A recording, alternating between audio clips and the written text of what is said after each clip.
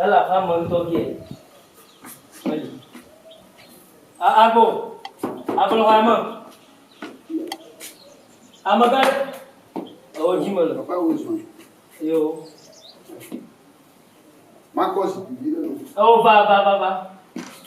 Oh, ma cause pilule. Va. Me viens du demi à l'efia. Oui, t'as ma valeur. On tourne. Dis-moi, pour faire un objet. Attends, 2000 de plus à toi. Je le gamin, vous gamin même. Ta main pour gars. Papa, le nyambo nyante peu mal. Donc, mon gars, beaucoup de gens au cœur. Alors, on va dire à beaucoup de gens, mais là, ma fille, faut faire. Quand on vient dans la madre, on va m'envoyer Joda ou Blada. Tama il Joda, et me coupe Blada, ben, ma gagne. Anya ke jo anya mama le tefa jijile ko.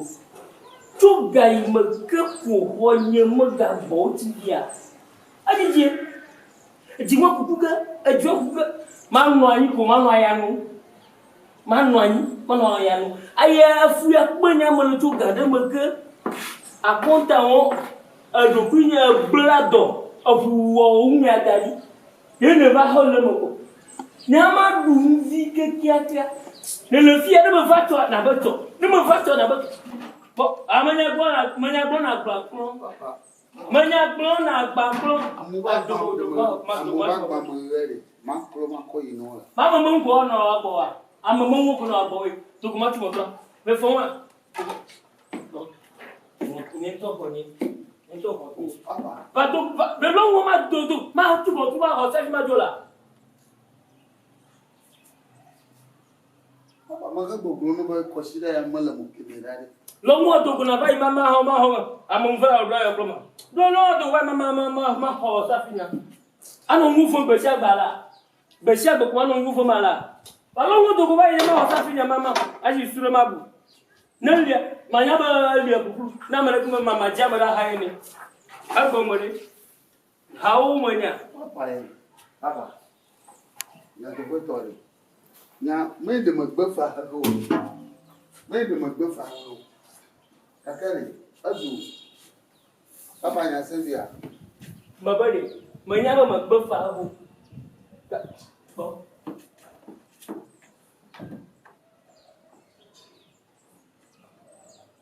Oh, lile. Ya, lo sogo. Lo sogo mo. Papa. Oh, lile. Nka tre. Oh, va nous on le plus. Esta no é cotriana. Un cotio, gagne le beau, un cotio, les corps gagnent le quoi. Ah bon, ouais.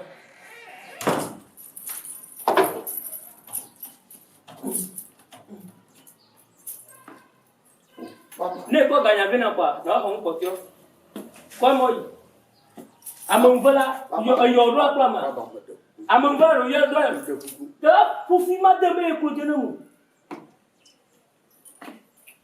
Bon, voilà. Maman, tu te dois dire. Papa, au moins de beaucoup là. Capondolo. Ma femme n'a pas dit. Ne me dis pas ce que. Ne me dis pas Gapondo. Pas de faux. Papa, coucou, qu'on demande le nom. Azia. Coucou, qu'on demande le nom. Kaflan, ni prouve n'y a pas de. N'y a pas de d'aibo. On me connaît le mien. N'y a pas de d'aibo. On parle mien. Tout gagne me que pour le va faire me pour d'aller. Coupe pas le mot. Et tu me vas na. Ne ko gagne le kono alon ko tio. Am ko monori. Ora to ko fa mana. Ne me ge kete la ko fa ko afoni ma. Malo fia filo. Malo fia fi. O mo ra to fa mana. Ko mo tino wa. O mo to fa na. Bo ha. Ha ko monori. Mama ya do na no. Ha ko be to.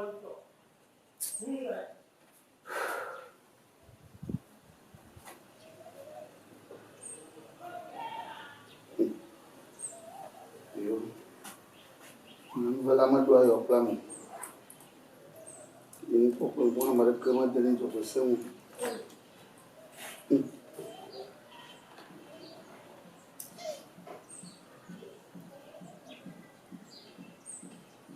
Papa est au bon point à ma belle. Vous venez à nous saluer. Gatin, tu dis que café couvert. Adoula Togo, Togo, à passer ce temps. Et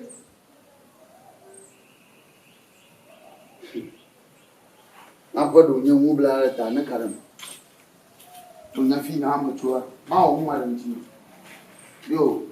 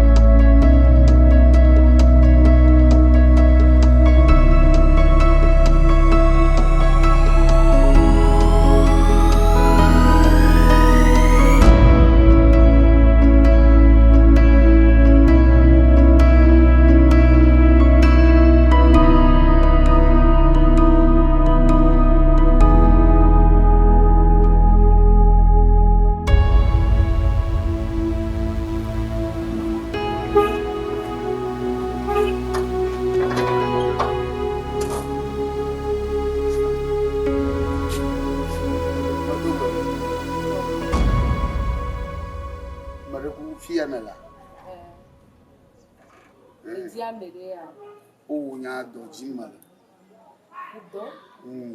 Oh, mon clone ban, denachi, c'est pour mon clone homme. Que tu n'as honti, à tout zingitama, ma tête tu veux quoi, ta fin, à éphémère, et mon clone a une ban, on a d'autres. Et non, il y a pas la home vague, les bras. Non, c'est le gars de l'examen des années, pour la venir. Aïe, Mia.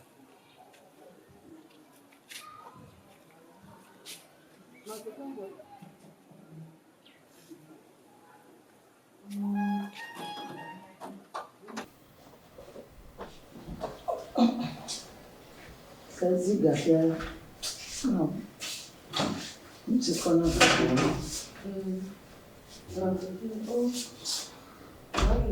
Ma carte sur la femme. Ma caille.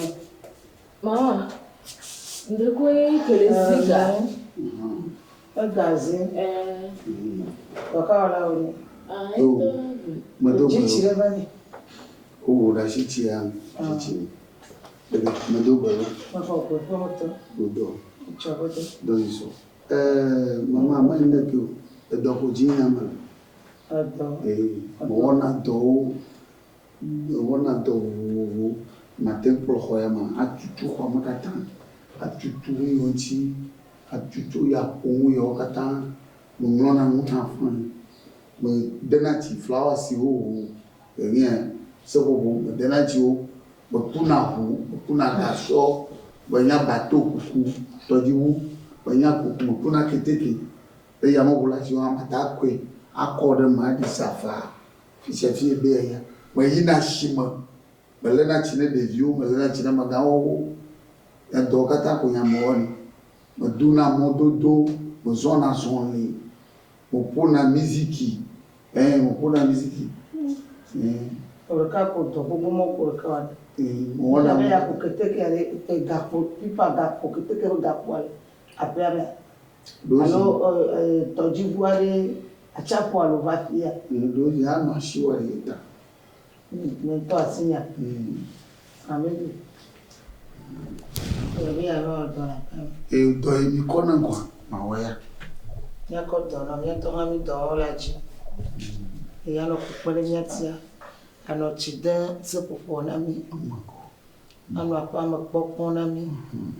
Be fiana un devia. Fiana un devio, fiana un gamu. Nya school ya imola. English le suku.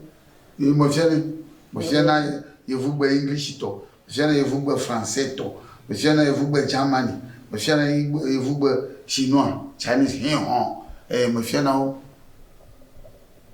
Ya kwa. Anya. Ma gomela no fion gale. Mo fiana anglais to. Anglais ba dodora, anglais ba konta owo, anglais na pohunama, anglais ko anglais ye vugba ela o da si po yi. Kama fika on to no chu. O mo so gbede ko ba. La o me fia. Gbede ko ba fi. Ye ko shadi kaka fia ko ba ko wato dola. Ba cha ko di mo le doji ma mama. Mo popo do ko jo lo apetori chicho ba yi de ka. O na mo podo kwa.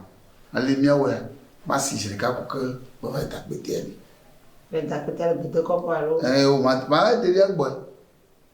Mata ba de ri agbo. Nini e kwa mi atechu na eji nkukwi. O nya de do mi kodama mo gbe awo kwa. Na ta ko e be ga na mfai.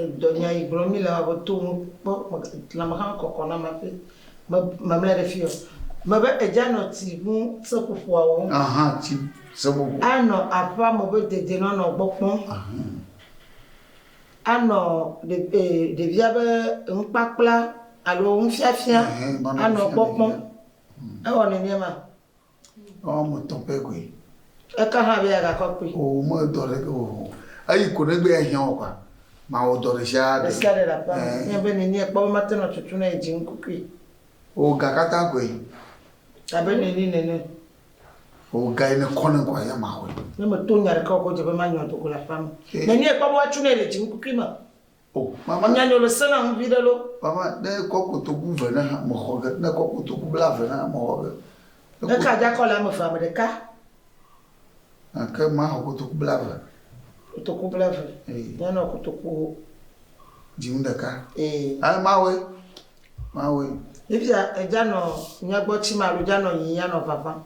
O mata yava na wonto lo mata chi fiava. Na te beli e ma.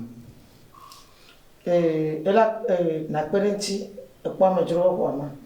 Ya be jira kwa ro no be ko ba patema. Me fina fi. O me lena fe fitoy. Na mo de fifi ku mo leni. Mo na mo gata. Abuna nchu. O mo duna we o jo mageli na wa bi subo. Asu ale mi kwina ngbo. Na yo agba na imete duwe kata wa maderi wu na nka madu. Maga deri wu na nka madu. Maderi wu mate duwe wa katon. Ela be mi wa ndada dodo no na nchi na mi la pama. Boda na ngto. Ni magbo. Kaka ndada dodo no na nchi na mi la pama. Ni me chuna ko adan ko wa chanyi nya ko fugbe. Mo wa o la be atadi me la pama. Afuma me la pama. Kama yine ba se we nya dadi kwa afuma. O mo lo reji. Mo lo reji. E wa kina be play. Yo ma tani play am dro ko. Ape kaka. Oh, ape. O ape. Damijo. Musoro. Vamos no.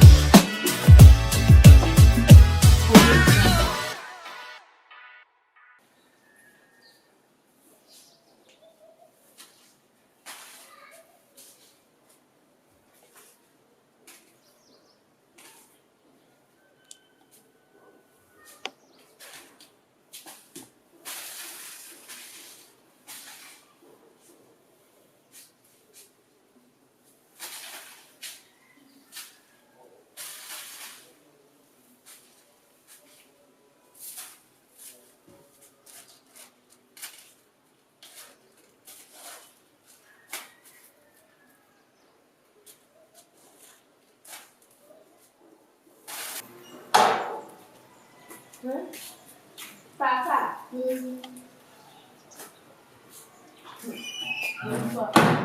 Le qui est bois. On va le doigt. On m'a pas allé au problème. On le dit. On c'est là Ah, man, à quoi il fait? À dans le cuillon là. Alors moi, que moi wuchi quoi. On a mal à chino. non il est là. Et moi tout ba mo ko on va là. Ni dande a dolo ni anko. O wa no te mo da no bien. Oh, on peut se souffler avec moi ba da noa. Nous na wo so bon. Toi lo balo. Ah, wo so bon ke ko. Wa de ke am. Ah, wo so bon. Olùkọ́. Wà á jọ tó lòun lò. Ẹ̀dùn náà gbọ̀n náà. Ẹ̀dùn náà gbọ̀n náà. Káà kọ́kọ́lọ́ rẹ̀. Àfúnná rẹ̀. Ẹ̀dùn náà yàn. Ẹ̀dùn náà dàn án. Ẹ̀dùn náà dàn án. Adénú nyàmà náà dàn án kékeré ní gbé àbúkọ sálúmọ̀ yìí. Nígbà dàn án kékeré.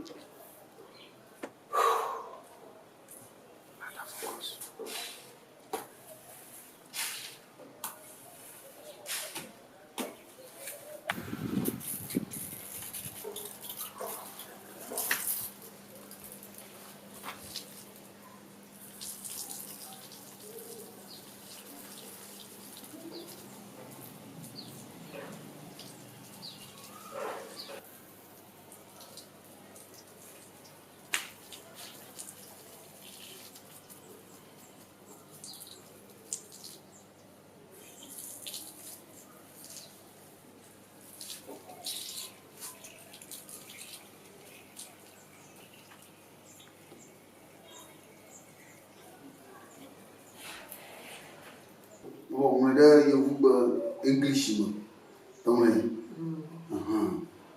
ou dododo le miam ti dododo ou dododo imam nti toto jishi na ba o ya ka no bro do to na kri eze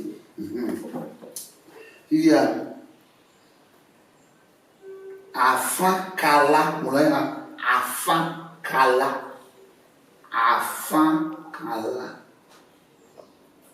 tonton ko bledé ici dans la vie alors afin kala tout la wo ona la wo alors ton le vie ou to ton ici Fille à mi là. Maman. Je m'en plains. On casse son là. Oui, va be mon son. L'encre va tenir. L'encre tenir. Pas on y a pas. Au final, pas ma. Eh, maman. Il l'encre va tenir. Après le bureau, on va dans là. Zobela. Abo mo akota.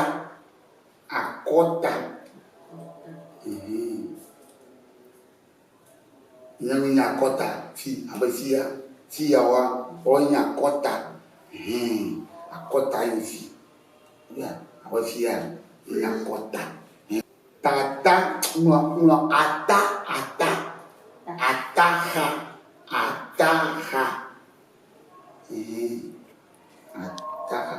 Ataha tia nya ataha tia ke bertio kata onya ataha akleci tia ke onya ataha bien apa mo dom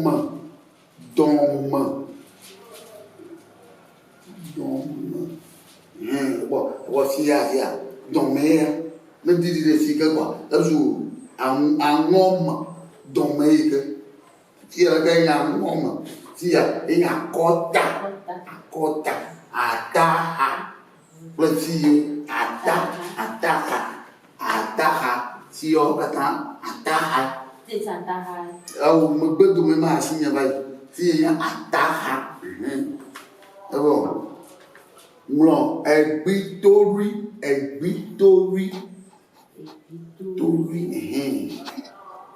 Bitori. Tobri. Ah, tu t'es amassé, tu m'as dit. Et maman, on dit, ah bah, bitori j'aime. Si le gars, il est bitori, et bitori, eh bien, ataha, bitori, akota, dom, angom, oh non. Il vient.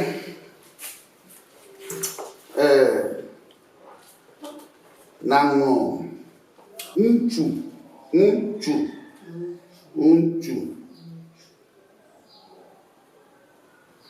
Aba, porema, enyi unchu. Ewenyi nyong. Anya. Noma totela ka poba unchu ma, unchu. Ewenyi nyong sia.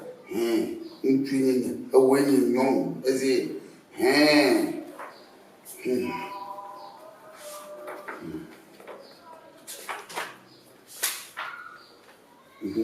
Non, loloma.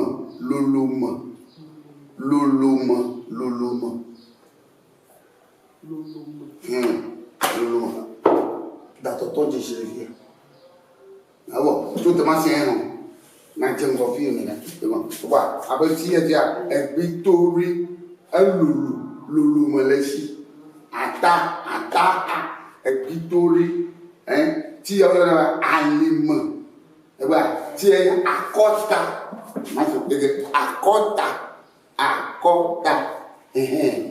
dọ̀mọ̀ àtàhà ẹgbẹ́ torí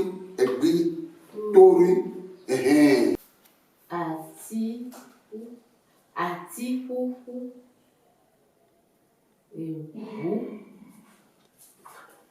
Ami aringo. Fousseni.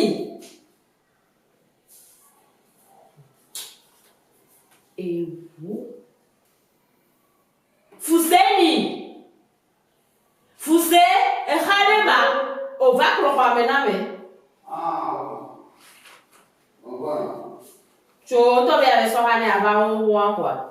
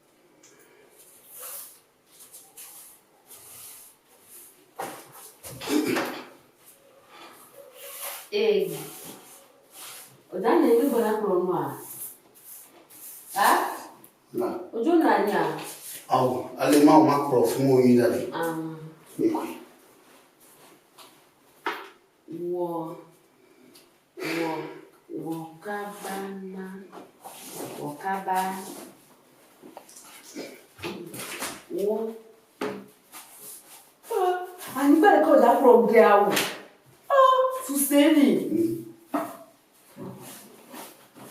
On peut aller, mais il faut regarder à voir, avant de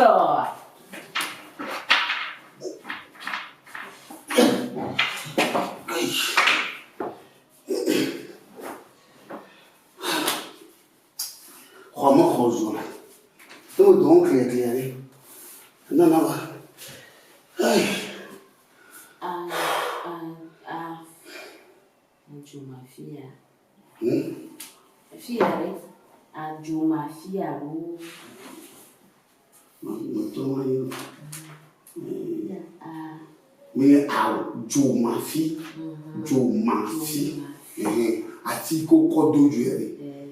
No kwachi doju a. Jumafi.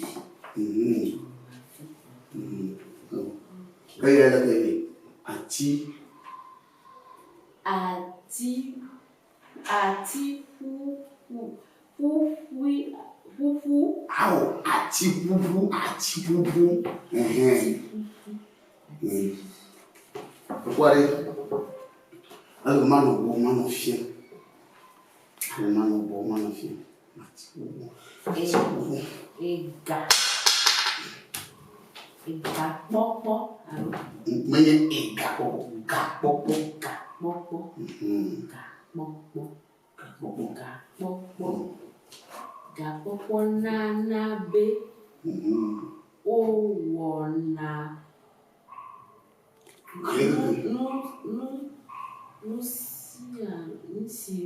Nusiano.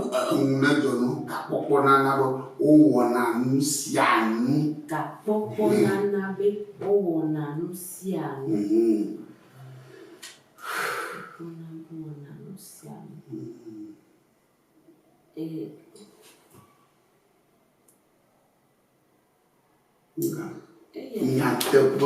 Nyatepe. Comment dit Viviane? Comment on dit la vie? Nyatepe. Zozo va le voir le gros. Nyatepe.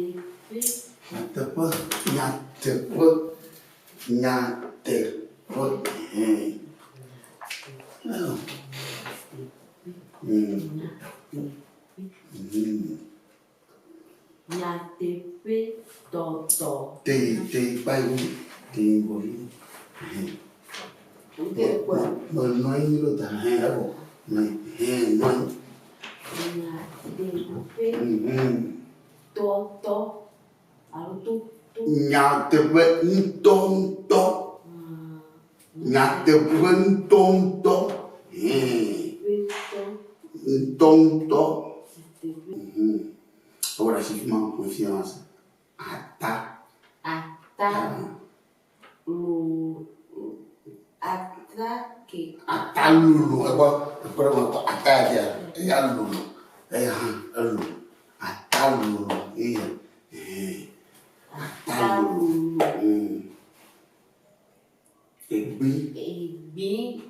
Bigoro.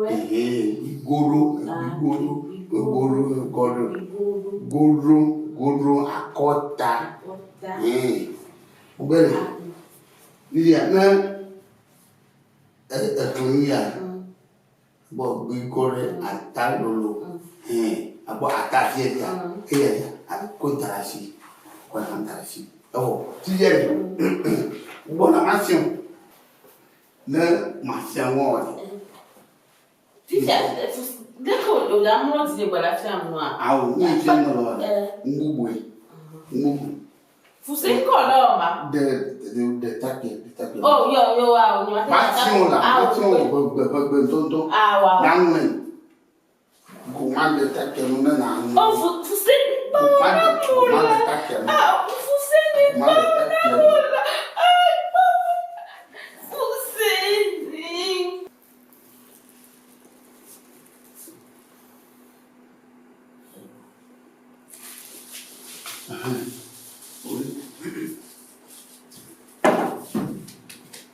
Fonamatika.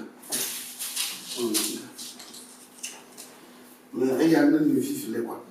Ni ça maintenant, au fond malade. Ça. Ni tout ça.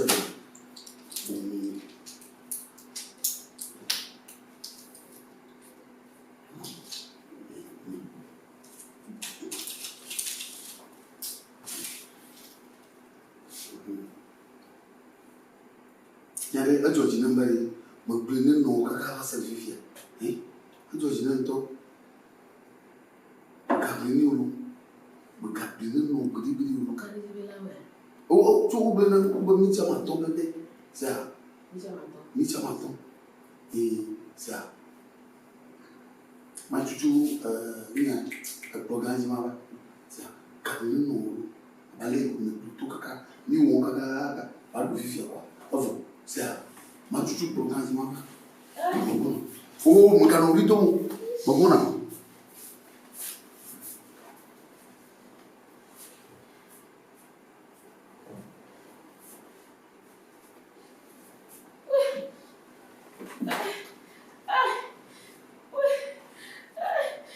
Makai Fousseni. Ah, bukan itu mau berbohong.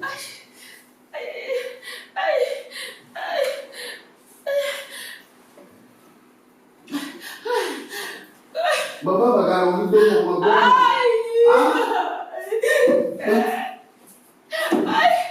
berbohong. Lepas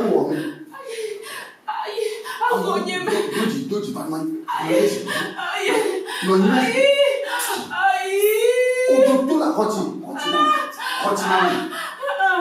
Oh,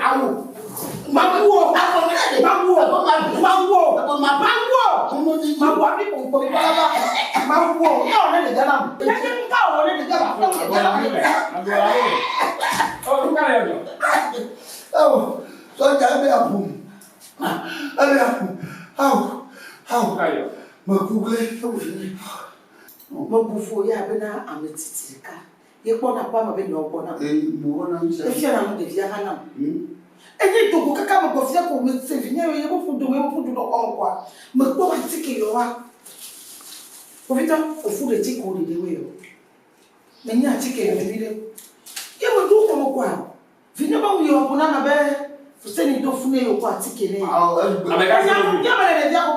Finye ko maka na. E mo ma wo e pasika. Togi koko ya. Ah nyamanya yo we do. Ne pompo. De togi adeli asese ma togi o dia ba ma be o bi ne. Yo. Allah venu ma. Ameka si do. Dada yo venu. Ye le venu. Na mo po be na wo to no ne ne ko dare do kinye ko be na de. Mama, e jine faro. E ya de be ya e buna ya.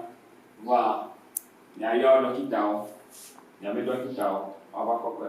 Wa de po. Apo we de fofu ya de pelo alon fo. Mo fofu. Ameka me besi do de. De me nya o ja de. Sojali. Wa le ma me a. Afeto ya akple nya gbo. Ya akwe dare nya gbo le do pe. Awo odopo awo mukupo cho de yanti ta me ga bo jinere ko no ya mama Ale ke manja we no jinere ko no Allah apeto ti te na do nyaba yo dokita ya nya gbo ko do o dada gbo mo na me le ba o dada gbo mo na Dadede, ye bon mano. Mais là, c'est de lui. Abo mano ye boy, awo. Abo mano ye boy. Dadede mano ye boy. Ou de vitu kuya, ou les filles ont un code ou qu'on a. Papa, ou ma, ou les filles ont un blague de ton nom de cas. À un moment donné, la balle, il m'a appelé tia.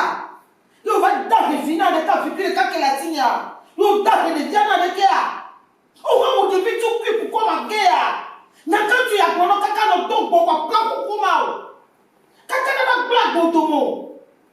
Mais on est venu, il doit coco y à la fin. Ne fois qu'il y a que la signe à ma gloire.